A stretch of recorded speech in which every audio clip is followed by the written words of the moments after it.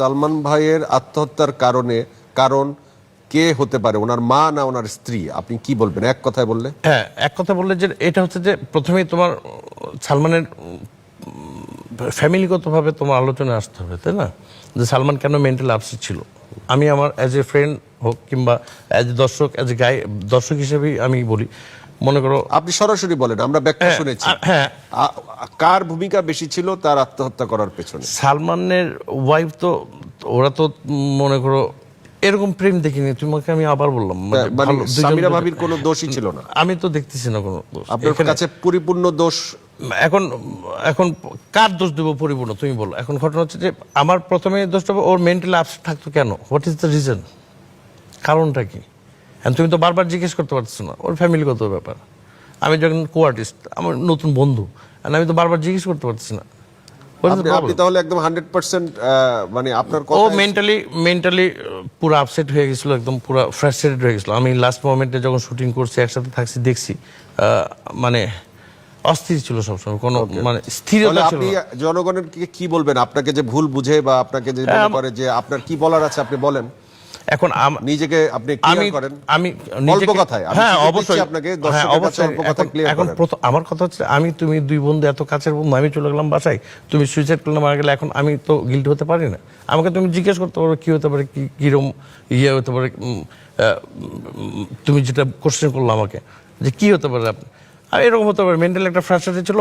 ওকে আমি তো 6-7 মাসের মধ্যে স্থিরতা দেখিনি, স্থিরভাবে কোথাও বসে থাকবে এরকম দেখি। মেন্টালি একটা ইয়েতে ছিল সবসময়।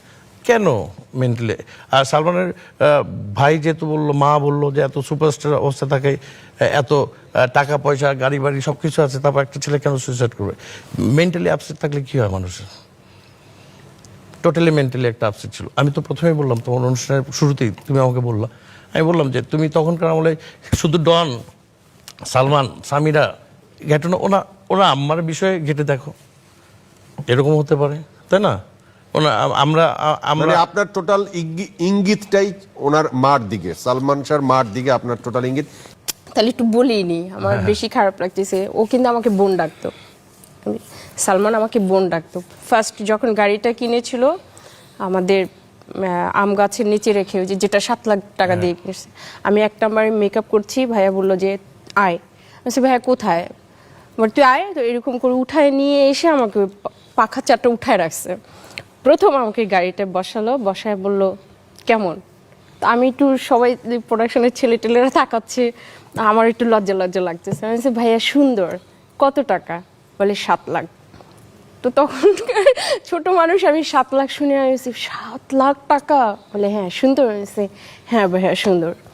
এতটুকুই বলি, যদি সালমান ভাইয়া বেঁচে থাকতো, হয়তো বোন হিসাবে আমি আমার ভাইয়ের থেকে কিছু পেতাম। সোনা মিয়া ছিল, আর প্রোডাকশনের একটা ছেলে, বাচ্চা ছেলে ছিল মতি। এই 3 জন আমরা ওর খুব অনেক আদর করতো, খুবই আদরের একটা মানুষ ছিলাম।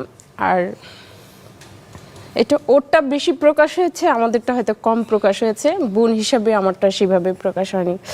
হঠাৎ করে এই কথাগুলো এখানে আমি আসলে আমি কি বলবো, আর আমি এখন নিজেই ঠিক বুঝতেছি না।